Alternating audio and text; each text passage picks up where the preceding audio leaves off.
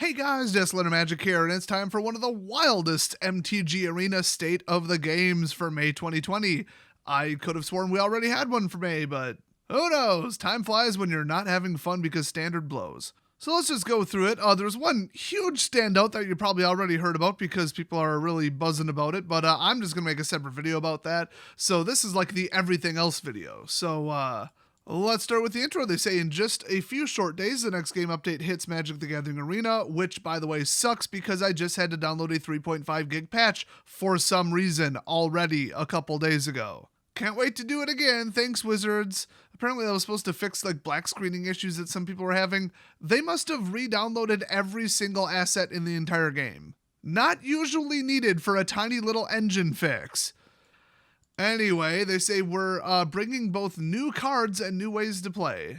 They're referring to Historic Anthology, by the way, not M21 or whatever. So then they say, trust us, if the cards in Historic Anthology 3 don't give you flashbacks to some of the most iconic cards and creatures in MTG's history, we don't think anything will. Yeah, not many people playing Arena played back then, so that's true, nothing will. And then they mentioned the Arena Open and blah, blah, blah, whatever. So then they jump to Historic Anthology 3. We already know all the cards that are in it. Once again, a couple absolutely fantastic cards, a couple absolutely disastrous choices, and then a bunch of, like, who cares stuff, filler in the middle. So to buy this awful Historic Anthology, get this. If you didn't think it was a greedy money grab, it will be available, 27 cards this time, which I think it's gone up every time, will be available for 4,000 gems or 25,000 gold. Are you kidding me? You'll also have the option to craft individual cards using wild cards of the appropriate rarity, and they put in parentheses 1-to-1 because it damn sure didn't used to be 1-to-1. But there's some good news. They say this is the last Historic Anthology bundle we have planned for this year. Yes, so we get to go 7 months without this bullshit. Also, more news that we already knew, the Historic Ranked Queue. They say, for you Historic fans out there, literally nobody. It can't possibly be a single person at this point. It's literally standard, but with a little bit more toxic overpowered cards added. Just a little bit. So, blah, blah, blah, we got the return to the Historic Ranked queue, and this time for good. Starting with the May game update, so about 2 days from now, both Historic Ranked and Historic Traditional queues will be permanently available on MTG Arena, and they have no intention of turning them off again.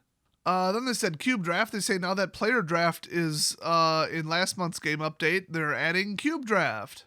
I swear, if they themselves make the cube again, then they have completely lost the whole point of a cube. Make it yourself should be the subtitle of the word cube. Oh, and the very next line below the photo is, our cube consists of 555 cards. You can take your cube and shove it up your ass, okay? Cube is about making a cube of cards and mechanics that you like, custom tailored to what you and your friends want to play. It's not some bullshit pool of 555 cards that Wizards themselves picked out. That's bullshit. Nobody is going to play this. Let us make our own damn cubes. So since nobody gives a shit about playing with a cube that they didn't make, I'm just going to stop reading here. They said something about an event, whatever, who gives a shit.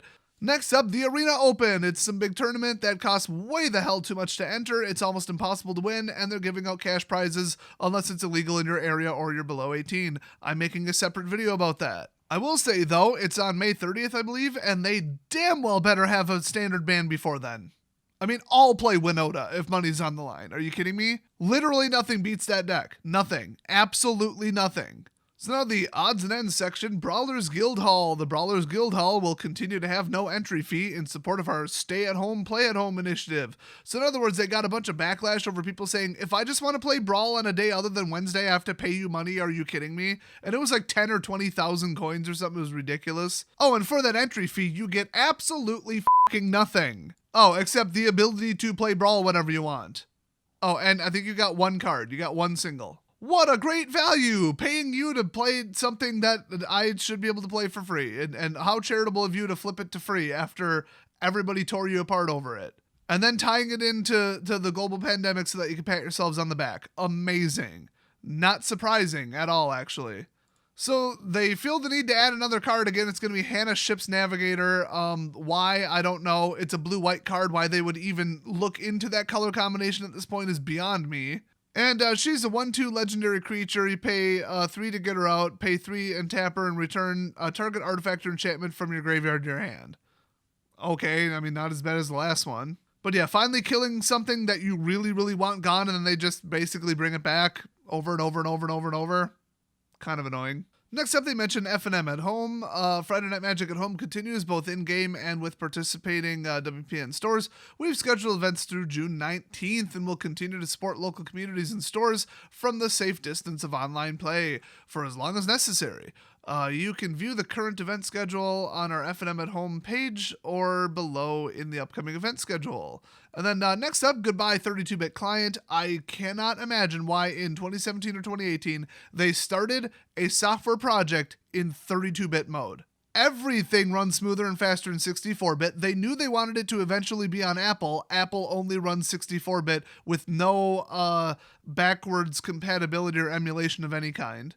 At least that's what I've heard. I'm no Apple expert. And if their excuse was, well, the game's never going to use more than 4 gigs of RAM. Well, first of all, it did. It had a memory leak. And secondly, who cares? 64-bit works better with modern shit. So that is just mind-blowing. I think somebody literally just selected the wrong option and then just like covered it up for a year. So they say the May game update marks the swan song for our 32-bit client, which means you're probably going to have to redownload the whole game from scratch, basically, as we will be upgrading to a 64-bit client, in June. Okay, with the release of Core Set 2021. Oh, great idea to do those two things at once. That's wonderful.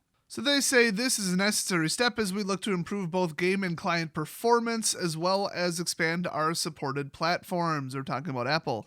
This should impact less than 1% of players. Oh my god, if you're playing on 32-bit, what the hell is wrong with you? And if you're not sure which version of Windows you're currently running, you can verify it in system settings. Next up, the exciting world of output logs. If you use logs to track your MTG Arena play, let me just insert this here myself. You shouldn't be, because those are for debug purposes only and they keep changing them. Also, they're constantly overwritten and they're not guaranteed to be accurate, and the data's really hard to read. So anyway, they say we're doing some behind the scenes work, which means there will be 2 changes to your output logs. First, it's super important to note that the file name is changing from output_log.txt to player.log. You'll also have a convenient player-prev.log as well, but it only saves one previous copy. The file itself will be saved in the same location.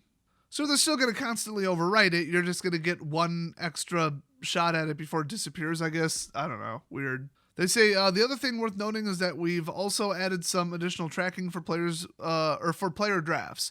If you've always wanted to look back and try to identify exactly when you thought you could make 4 colors work, the data will be available. Well, I love how at least they admitted that most draft players are idiots who don't know what they're doing. And then they say quality of life bugs and everything. And of course, you could expect a slew of bugs. Oh, pardon me, I misread that. You could expect a slew of bug fixes alongside some quality of life improvements as well. Can we expect it though? Because really every time they patch something, they create about 50 more bugs. And then they fix them later. So, So they'll be updating deck icons to provide more context for why a deck is specifically invalid, like showing the type and number of wildcards needed to finish crafting the saved deck list. You'll also have the option to view battlefield after a match to see the end of game board state. That'll be kind of nice. None of this has anything to do with bug fixes, but okay. Well, it did say quality of life in the title, so okay. Tournament historic best of 3 timers, match clock, and force ban list will be supported in direct challenge matches. Okay, well, you better be able to turn that off, because the whole point is total and utter free-for-all where you do anything with your friends right now. Okay. They've added the hotkey option to float all mana for those of you who wish to live dangerously and tap out while your opponent has 1 card in hand and an open blue mana source. What the hell are they talking about? You can't float mana between phases. They're going to now let you do that? What do they mean by float all? While the stack resolves? Why? I guess they said if you like to live dangerously, but why the actual hell would you possibly do that? I guess to misrepresent your intentions to your opponent and lie to them on purpose? I guess they thought that was a necessary feature? I don't know what the hell is going on with that. No idea. So finally, they say the May game update will be available this Thursday, May 21st. Maintenance is scheduled to begin at approximately 8 a.m. Pacific time, and you can keep an eye on our status page for the latest information and updates. Patch notes will be available. We literally just read them once maintenance is complete, and you can find the full upcoming MTG Arena schedule below. So it looks like we're going to have quick drafts going on, some player drafts, specialty drafts. They're going to do Arena Cube Draft Phantom, which I don't even know what that is, but they put Cube in it, so I'm not going to do it. Then they're going to bring back 2020 Omniscience Draft. That'll be fun, early June. Obviously, F&M at home every week. They're going to have the workshops. They just gave us the titles, but it doesn't really tell us anything. So those are going to go on until the end of June. The Historic Ranked Queue is going to be from May 21st until forever. They're going to have something called Historic Shakeup. That's good. That's where the Shakeup is their little term for, we're going to ban all the shit that should have been banned, like, permanently, but only for, like, one weekend. And you can finally play without all this garbage. Except they're making it 7 days long. Wow, that is telling. That is really telling about what people think about the Historic. Then they're doing something at the end of June called the Historic Challenge. I don't know what the hell that is, but if it's not Shake-Up, I'm not playing it. Neither is anybody else. I mean, oh boy, Winota, but with slightly faster, more efficient humans and non-humans. Great, cool. Let me jump right on that. No thanks. Oh, Teferi 3-color Esper Lockdown. I think we need better and faster and more efficient control spells. Let's extend it to Historic. That'll help the deck list. That'll make the format more fun. Who the hell is playing Historic? Honestly, what a joke of a format. They might as well put to Historic, standard, but worse. Also, May 22nd through the 25th, they're going to have a Historic Artisan event, but it's going to have a twist. It's called Festival of Monsters Clever Reflections. Hope they don't screw with it too much because Historic Artisan is like the best thing ever. It's probably just going to be all creature decks, probably not pre-specified, because if they said Historic Artisan, that's like, you know, your specification for you building a deck. So maybe that'll be cool. Historic Artisan is like the greatest format ever. Oh, and then this Arena Open paid tournament cash prize thing is going to be, I guess now they're saying May 31st through June 1st, even though it's not what they said above. Cool. Watch my video on that. Fun little preview for you. It wouldn't be a Giant Wizards announcement without missing literally just the pieces of information that anybody gives a shit about. So don't get your hopes up. You're going to be left with more questions than answers. So thanks for watching. Watch for that video really shortly, and I'll see you guys next video.